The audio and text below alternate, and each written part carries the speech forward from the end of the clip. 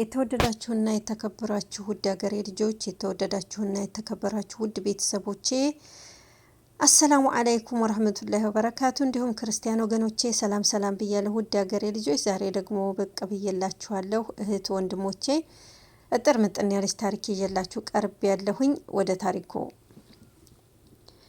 በእስልምና የእናትነት ደረጃ ከፍ ያለ ለመሆኑ ነብዩ ሰለላሁ ዐለይሂ ወሰለም እንዲህ ሲሉ ተናግረዋል።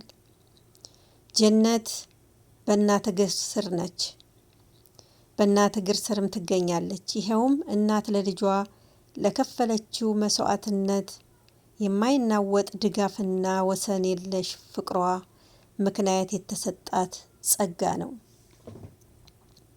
የመጀመሪያ እስትንፋሳችን ካሰብንበት ጊዜ ጀምሮ ከአላህ በታች ጠባቂያችን፣ ሞግዚታችን እና መሪ ብርሃናችን ነች። ልቧ በደስታና ሐዘኖቿን አይለይንም። ጸሎቷ ከህይወት ፈተናዎች የሚጠብቀን ጋሻ ነው። በልጅነታችን ብዙ ሌሊቶችን እኛን ስትል ያለ እንቅልፍ አሳልፋለች። አድገን ትልቅ ሰው ሁነንም ሀሳቧና ጭንቀቷ ለልጆቿ ነው። እናት ሩህሩህና አዛኝ ናት። እናት እሷ ከምትበላ ለልጆቿ ብታበላ፣ እሷ ከምትለብስ ለልጆቿ ብታለብስ፣ የልጆቿን ክፉ ማታይ፣ የልጆቿ ደስታ የሚያስደስታት እናት ልዩ ነገር ናት። ጀነት በእናት እግር ስር ትገኛለች። እናት ልጆቿን ክፉ እንዳይነካባት ልክ ዶሮ ጫጭቶቿን በክንፏ ሰብስባ እንደምትይዝ እናት የልጆቿን ገመና ሸፍና በጉያዋ ደብቃ የምትይዝ ልዩ ፍጡር ናት። እናት ከአላህ ሱብሓነሁ ወተዓላ የተሰጠችን አምሳያ የሌላት ከአላህ ሱብሓነሁ ወተዓላ በታች ያለች ልዩ ነገር ናት። እናት ለልጆቿ ያላት ፍቅር፣ ያላት ስስት፣ ያላት ራህመት እናት መቼም ቢሆን እማትቀየር ልዩ ነገር ናት። እናት እንደውም ተረቱ እናት ያለችበት አታውለኝ፣ ሚስት ያለችበት አውለኝ አይደለም የሚባለው። እናት ለልጆቿ ጋሻ ናት። እናት ለልጆቿ መከታ ናት።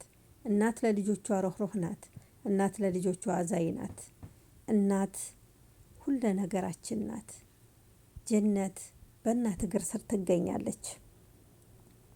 እናት ሩህሩህን፣ ጽናትን፣ እምነትን ታስተምራለች ለልጆቿ።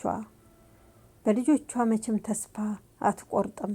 ልጆቿ አድገው ደረጃ እንዲደርሱላት የልጆቿን መደሰት እንድታይ፣ የልጆቿን ፍሬ እንድታይ የምትደሰት እናት ድንቅና ብርቅዬ ናት።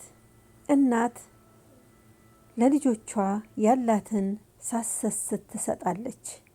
አንድም ነገር ልደብቅ ብላ ማትደብቅ፣ ልሸሽግ ብላ ማትሸሽግ፣ ላስቀምጥ ብላ ማታስቀምጥ፣ ለልጆቿ እንዲደሰቱ እንዲጠግቡና እንዲበሉ የምታደርግ ልዩ ናት። እናት አትቋጥርም። የእናትነት ፍቅሯ የእናትን ውለታ መመለስ ባንችልም በተቻለ መጠን በጎ እንዋልላት፣ በየጊዜው እንደውልላት፣ ለደህንነቷ አብዝተን ዱዓ እናድርግላት። አላህ ለእናቶቻችን ጤና፣ ደስታ በዱንያም በአኼራም መልካም ነገር ሁሉ ይስጣቸው። እህት ወንድሞቼ፣ ውድ ሀገሬ ልጆች፣ ጀነት በእናት እግር ስር ናት። እናት አምሳያ የሌላት ልዩ ነገር ናት። እናቶቻችንን አላህ ይጠብቅልን። እህት ወንድሞቼ፣ ውድ ሀገሬ ልጆች፣